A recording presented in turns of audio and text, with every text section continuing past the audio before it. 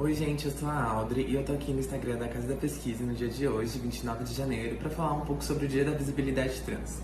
O Dia da Visibilidade Trans surgiu em 2004 com a campanha Travesti e Respeito, quando ativistas trans e travestis foram até Brasília reivindicar seus direitos sociais e civis. A transfobia é a violência ou as violências sofridas pelas pessoas trans que desumanizam e marginalizam essas pessoas. Essas violências se apoiam no discurso biomédico, que se apoiam na ideia de que ter pênis significa ser homem e que ter vagina significa ser mulher. E para além disso, naturaliza e essencializa essas corporalidades como se não houvessem outras possibilidades de ser e estar no mundo. Essa naturalização da cisgeneridade ou da binaridade de gênero aqui no nosso país tem origem na colonização e também na forma que o sistema econômico acontece. O sistema religioso cristão e o sistema econômico são muito claros ao distribuir papéis de gênero às pessoas. Esses papéis de gênero atribuíam a cisgeneridade e a heterossexualidade como normal, como padrão, justamente para que essas pessoas pudessem procriar e isso aumentar a forma de organização social que a colonização estava propondo.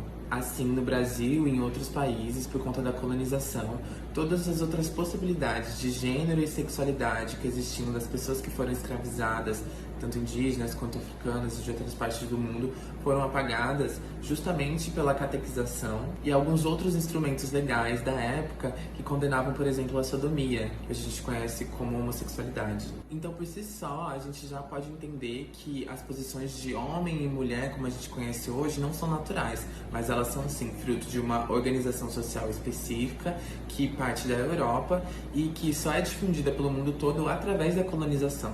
A gente precisa entender hoje que essas estruturas políticas, científicas e religiosas foram moldando o que a gente acredita até hoje como normal. E essa normalidade atribui papéis de gênero às pessoas. Por exemplo, ter pênis, que significa ser homem, também atribui um papel de virilidade, de ser forte, de ser provedor, ser chefe de casa, não falar muito bem sobre seus sentimentos e outras coisas. E o papel social atribuído às pessoas que têm vagina, ou seja, às mulheres, tem relação com ser submissa ao homem, ser dona de casa, ser mãe, e até pouco tempo atrás significava não ter direitos sociais nem políticos. Agora que a gente fez essa discussão sobre corporalidades, a gente precisa entender como a transfobia acontece no Brasil. O primeiro relato de uma identidade não cis e não indígena no Brasil foi a de Chica Manicongo. Quando a Chica chegou escravizada e sequestrada no Brasil, ela foi obrigada a trocar de nome, deixar de usar suas vestimentas e perdeu seu papel social, o que futuramente levou ela a ser condenada na Inquisição por sodomia. Esse primeiro relato sobre um corpo não cis no Brasil mostra como a transfobia é estrutural no nosso país, porque desde o primeiro relato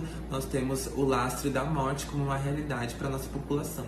Depois da Inquisição existiram muitas outras táticas e estratégias políticas e sociais para a desumanização e marginalização das pessoas trans, como por exemplo a patologização e criminalização das nossas identidades. A gente deixou de ser um transtorno mental ano passado no CID, que é o Código Internacional das Doenças, a Operação Tarântula, que aconteceu no centro de São Paulo nos anos 70, que tinha como base higienizar a cidade e ficou conhecida como a caça às travestis, e também a forma como a mídia e os sistemas políticos lidaram com a epidemia do HIV, colocando a culpa dessa epidemia em determinados grupos, como as populações trans e LGBT no geral, o que fez com que no imaginário social nós fôssemos vetores e portadores de doenças. Se historicamente a ciência, o Estado e a religião nos criminalizam e patologizam, não é à toa que o Brasil está no 13º ano consecutivo como o país que mais mata pessoas trans no mundo. Apesar da grande violência estrutural que a gente falou um pouquinho nesse vídeo, existe uma realidade muito importante que a gente precisa começar a enxergar.